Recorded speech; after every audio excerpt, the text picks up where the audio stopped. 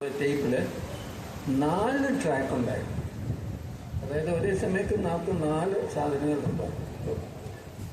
അങ്ങനത്തെ ഇൻസ്ട്രുമെൻ്റ് വെച്ചുകൊണ്ട് ഞങ്ങൾ മെഴുകിയോരം യേശുദാസിനെ കൊണ്ട് പാടിക്കാൻ തുടങ്ങി. യേശുദാസ് ആദ്യത്തെ ടേക്കിൽ ഏകദേശം തുടക്കം ശരിയായില്ല, ചൂടായി വന്നില്ല. ബട്ട് ഒന്നാമത്തെ ചരണം നന്നായി പാടി, രണ്ടാമത്തെ ചരണം സോസോ.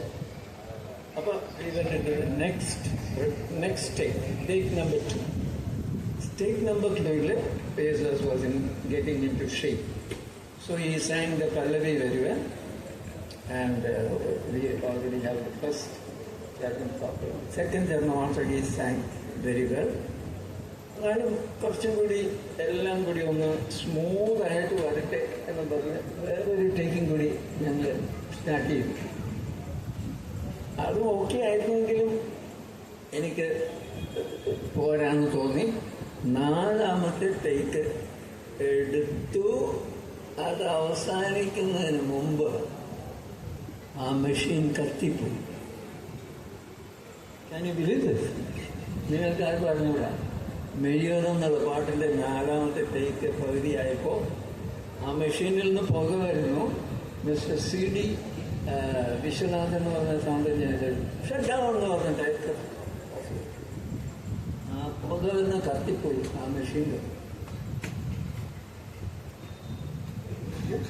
ഇനി ഈ പാട്ട് 2ാമത് റെക്കോർഡ് ചെയ്യണമെങ്കിൽ ഇവരെയൊക്കെ വീണ്ടും വിളിക്കണം. വേറെ മെഷീൻ, വേറെ സ്റ്റുഡിയോയിൽ പോകണം, ഭയങ്കര ചെലവ്. നവോദയപത്തും പറഞ്ഞ അയ്യോ, I have given you a big orchestra, but I won't be able to reproduce this. അപ്പം എനിക്ക് തോന്നി